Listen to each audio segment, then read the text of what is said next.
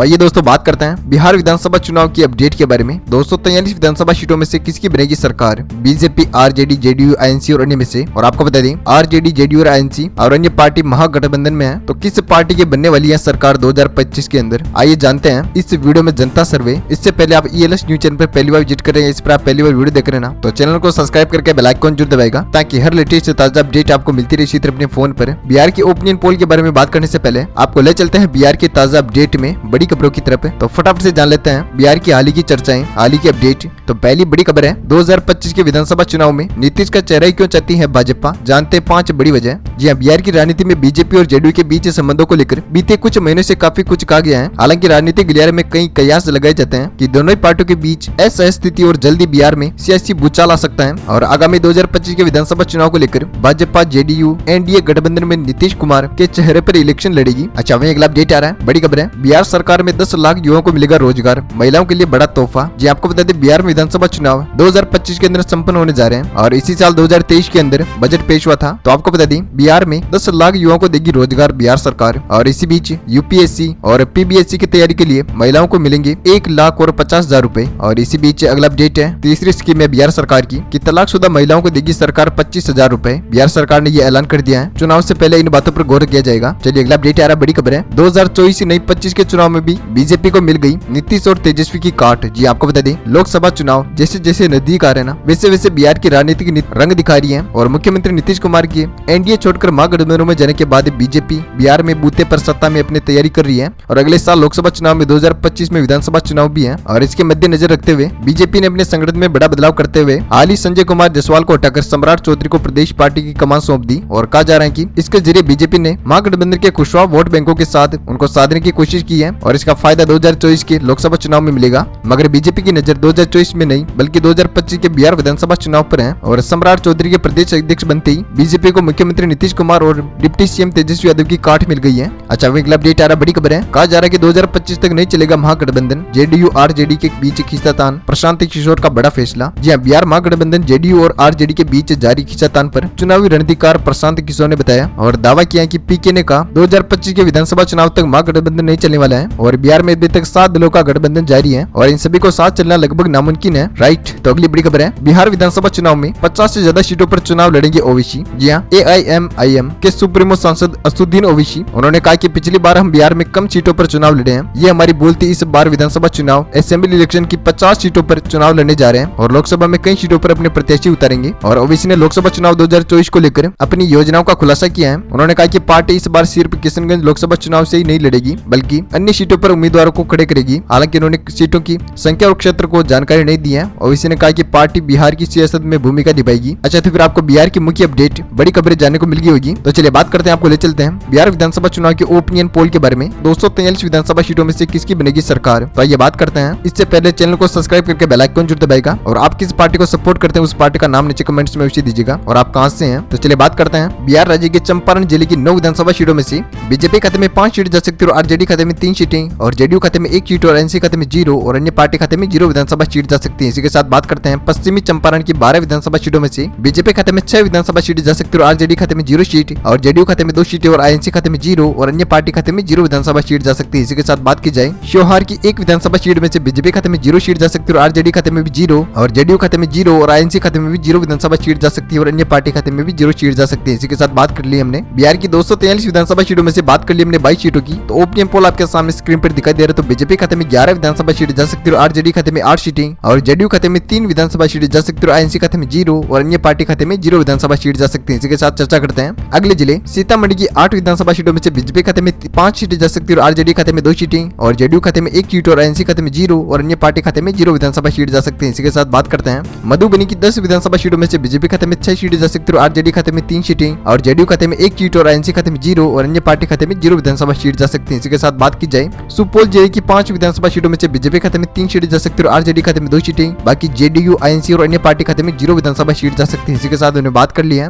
बिहार राज्य की 243 विधानसभा सीटों में से 45 सीटों के बारे में। तो बीजेपी खाते में 25 विधानसभा सीटें जा सकती है और आरजेडी खाते में 15 सीटें और जेडीयू खाते में 5 विधानसभा सीटें जा सकती है और आईएनसी खाते में 0 विधानसभा सीट जा सकती है और अन्य पार्टी खाते में भी 0 सीट जा सकती है। इसी के साथ बात की जाए अररिया जिले की 6 विधानसभा सीटों में से बीजेपी खाते में 2 सीटें जा सकती है और आरजेडी खाते में भी 2 सीटें और जेडीयू खाते में 1 सीट और एनसी खाते में 0 और अन्य पार्टी खाते में 1 एक विधानसभा सीट जा सकती है। इसी के साथ बात की जाए किशनगंज की 4 विधानसभा सीटों में से बीजेपी खाते में 3 सीटें जा सकती है, आरजेडी खाते में 1 सीट और जेडीयू खाते में 0 और आईएनसी खाते में 0 और अन्य पार्टी खाते में 0 विधानसभा सीट जा सकती है। इसी के साथ बात करते हैं पूर्णिया जिले की 7 विधानसभा सीटों में से बीजेपी खाते में 3 सीटें जा सकती है, आरजेडी खाते में 2 सीटें और जेडीयू खाते में 1 सीट और आईएनसी खाते में 0 और अन्य पार्टी खाते में 1 विधानसभा सीट जा सकती है। इसी के साथ बात कर ली हमने बिहार की 243 विधानसभा सीटों में से 62 विधानसभा सीटों की, तो बीजेपी खाते में 33 विधानसभा सीटें जा सकती है, आरजेडी खाते में 20 सीटें और जेडीयू खाते में 7 विधानसभा सीटें जा सकती है, आईएनसी खाते में 0 और अन्य पार्टी खाते में 2 विधानसभा सीटें जा सकती है। इसी के साथ बात करते हैं अगले जिले कटिहार की 7 विधानसभा सीटों में से बीजेपी खाते में 4 सीटें जा सकती है, आरजेडी खाते में 2 सीटें और जेडीयू खाते में 1 सीट और आईएनसी खाते में 0 और अन्य पार्टी खाते में 0 विधानसभा सीट जा सकती है। इसी के साथ बात करते हैं मधेपुरा की 4 विधानसभा सीटों में से बीजेपी खाते में 2 सीटें जा सकती है, आरजेडी खाते में भी 2 सीटें और जेडीयू खाते में 0 और आईएनसी खाते में भी 0 और अन्य पार्टी खाते में भी 0 विधानसभा सीट जा सकती है। इसी के साथ बात करते हैं सहरसा की 4 विधानसभा सीटों में से बीजेपी खाते में 2 सीटें जा सकती है, आरजेडी खाते में भी 2 सीटें और जेडीयू खाते में 0 और आईएनसी खाते में भी 0 सीट और अन्य पार्टी खाते में 0 विधानसभा सीट जा सकती है। इसी के साथ मैंने बात कर ली है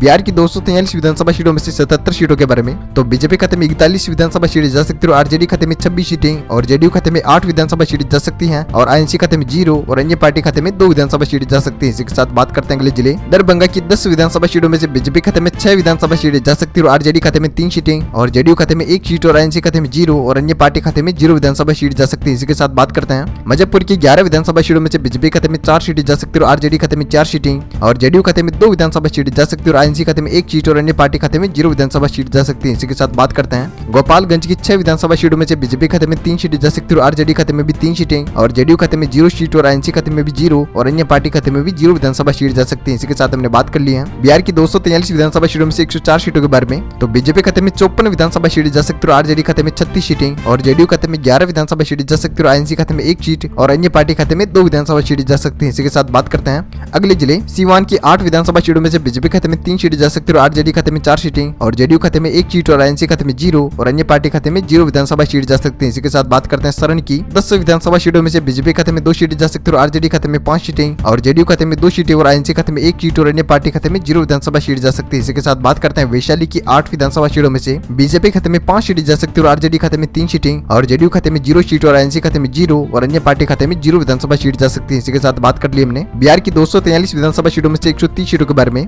तो बीजेपी खाते में 64 विधानसभा सीटें जा सकती है, आरजेडी खाते में 48 सीटें और जेडीयू खाते में 14 विधानसभा सीटें जा सकती है, आईएनसी खाते में 2 सीटें और अन्य पार्टी खाते में 2 विधानसभा सीटें जा सकती है। इसके साथ बात करते हैं अगले जिले समस्तीपुर की 10 विधानसभा सीटों में से बीजेपी खाते में 4 सीटें जा सकती है, आरजेडी खाते में भी 4 सीटें और जेडीयू खाते में 1 सीट और आईएनसी खाते में 1 और अन्य पार्टी खाते में 0 विधानसभा सीट जा सकती है। इसी के साथ बात करते हैं बेगूसराय की 7 विधानसभा सीटों में से बीजेपी खाते में 4 सीटें जा सकती है, आरजेडी खाते में 2 सीटें और जेडीयू खाते में 1 सीट और आईएनसी खाते में 0 और अन्य पार्टी खाते में 0 विधानसभा सीट जा सकती है। इसी के साथ बात कर ली हमने, तो आगे बढ़ते हैं खगड़िया की 4 विधानसभा सीटों में से बीजेपी खाते में 1 सीट जा सकती है, आरजेडी खाते में 2 सीटें और जेडीयू खाते में 0 सीट और आईएनसी खाते में 1 सीट और अन्य पार्टी खाते में 0 विधानसभा सीट जा सकती है। इसी के साथ बात करते हैं बिहार की 243 विधानसभा सीटों में से 151 सीटों की बात हो चुकी है, जिसमें से बीजेपी खाते में 73 विधानसभा सीटें जा सकती है, आरजेडी खाते में 56 सीटें और जेडीयू खाते में 16 विधानसभा सीटें जा सकती है और आईएनसी खाते में 4 सीटें और अन्य पार्टी खाते में 2 विधानसभा सीटें जा सकती है। इसी के साथ बात करते हैं अगले जिले भागलपुर की 7 विधानसभा सीटों में से बीजेपी खाते में 5 सीटें जा सकती है, आरजेडी खाते में 2 सीटें और जेडीयू खाते में 0 सीट और आईएनसी खाते में भी 0 और अन्य पार्टी खाते में 0 विधानसभा सीट जा सकती है। इसी के साथ बात करते हैं बांका की 5 विधानसभा सीटों में से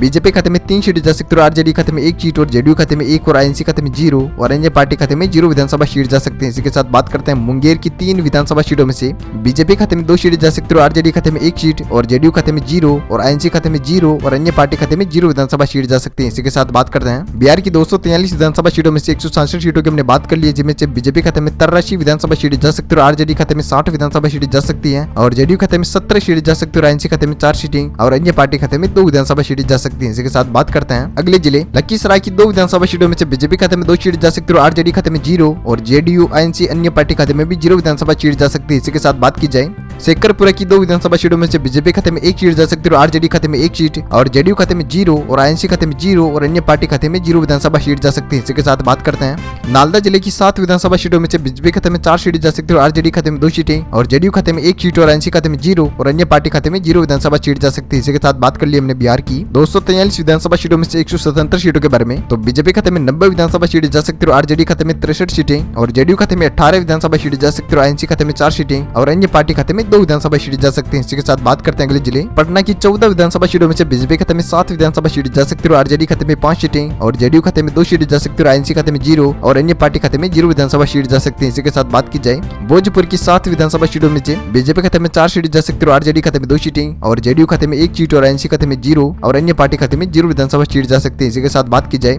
बक्सर जिले की 4 विधानसभा सीटों में से बीजेपी खाते में 3 सीट जा सकती है और आरजेडी खाते में 1 सीट और जेडीयू आईएनसी और अन्य पार्टी खाते में 0 विधानसभा सीट जा सकती है। इसी के साथ बात करते हैं बिहार की 243 विधानसभा सीटों में से 202 सीटों की बात हो चुकी है, जिसमें से बीजेपी खाते में 104 विधानसभा सीटें जा सकती है और आरजेडी खाते में 71 सीटें और जेडीयू खाते में 21 विधानसभा सीटें जा सकती है और आईएनसी खाते में 4 सीटें और अन्य पार्टी खाते में 2 विधानसभा सीटें जा सकती है। इसी के साथ बात करते हैं अगले जिले कैमूर की 4 विधानसभा सीटों में से बीजेपी खाते में 1 सीट जा सकती है और आरजेडी खाते में 2 सीटें और जेडीयू खाते में 0 सीट और आईएनसी खाते में 1 सीट और अन्य पार्टी खाते में 0 विधानसभा सीट जा सकती है। इसी के साथ बात की जाए रोहतास की 7 विधानसभा सीटों में से बीजेपी खाते में 5 सीट जा सकती है और आरजेडी खाते में 1 सीट और जेडीयू खाते में 1 और आईएनसी खाते में 0 और अन्य पार्टी खाते में 0 विधानसभा सीट जा सकती है। इसी के साथ बात करते हैं अरवल की 2 विधानसभा सीटों में से बीजेपी खाते में 1 सीट जा सकती है और आरजेडी खाते में भी 1 सीट और जेडीयू खाते में 0 और आईएनसी खाते में 0 और अन्य पार्टी खाते में 0 विधानसभा सीट जा सकती है। इसी के साथ बात करते हैं कि बिहार की 243 विधानसभा सीटों में से 215 सीटों की बात हो चुकी है, जिसमें से बीजेपी खाते में 111 विधानसभा सीटें जा सकती है और आरजेडी खाते में 75 सीटें और जेडीयू खाते में 22 विधानसभा सीटें जा सकती है और आईएनसी खाते में 5 सीटें और अन्य पार्टी खाते में 2 विधानसभा सीटें जा सकती है। इसी के साथ बात करते हैं अगले जिले जहानाबाद की 3 विधानसभा सीटों में से बीजेपी खाते में 1 सीट जा सकती है और आरजेडी खाते में भी 1 सीट और जेडीयू खाते में 1 और आईएनसी खाते में 0 और अन्य पार्टी खाते में 0 विधानसभा सीट जा सकती है। इसी के साथ बात करते हैं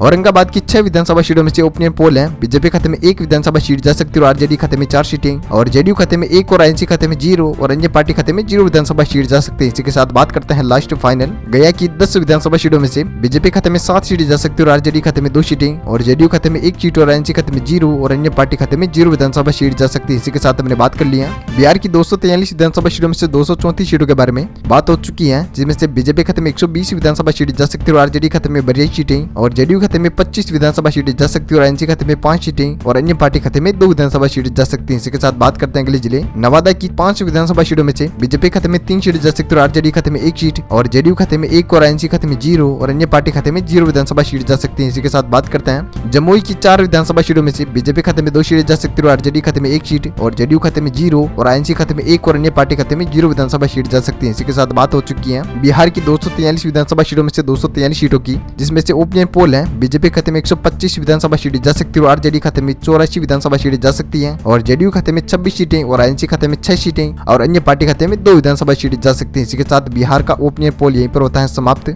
और वीडियो को ज्यादा से ज्यादा शेयर कीजिएगा अपने दोस्तों के साथ फेसबुक और व्हाट्सएप पर और टेलीग्राम पर और वीडियो को लाइक कीजिएगा और चैनल पर आप नए हो तो चैनल को सब्सक्राइब करके बेल आइकन जरूर दबाएगा ताकि इसी तरह की डेली अपडेट बड़ी खबरों के साथ ओपिनियन पोल आपको देखने को मिलेगा और कमेंट करके बताएगा बिहार में किसकी बन सकती है सरकार और ज्यादा से ज्यादा जुड़ेगा हमारे से। तब तक के लिए thank you, take care, goodbye, जय भारत, वंदे मातरम, जय किसान, जय श्री राम।